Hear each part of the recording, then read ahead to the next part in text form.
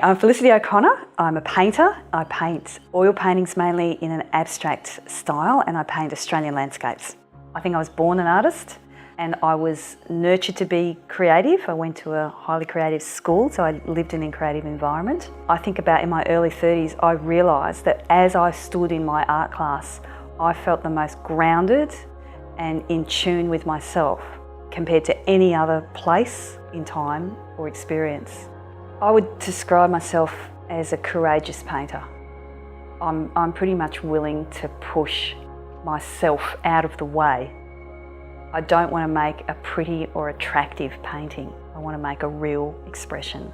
But it's more than self-expression. I actually want to dig into something pretty unique. I want to go to layers and depths that, as I said, someone will feel when they look at the work, that there's nothing held back. So the series of works that I call Desert Reflections is a group of 5 works that I did on paper. So what happened was, going en plein air outdoors to paint in the desert meant that I didn't bring all my cumbersome oil paints and large canvas. I mean, these canvases are sort of 5 by 4 foot canvases that I'm typically painting on. So none of that was possible to take out on this trip. So I ended up working a lot on smaller works of paper with acrylic paint. I had one particular day that was just the most extraordinarily beautiful day where it was perfectly still.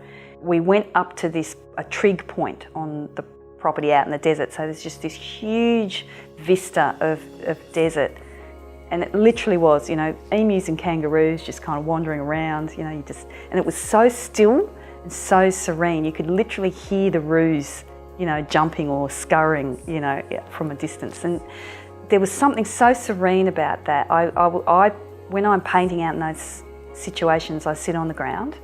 I actually like that real direct contact with the earth and the dirt, and it often spills into the paint, and I don't care. It's just sort of a beautiful mix of then what happens.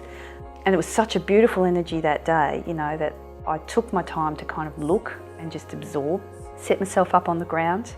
And then it was like just allowing the colour to sort of spill onto the page. So I'm working in a kind of a watery acrylic paint, and I just kind of let the flow of the paint create the shapes of the hills and the skyline that I was looking at. So I wasn't trying to make it look like what I was looking at. It was more to do with the feeling of being there at that place.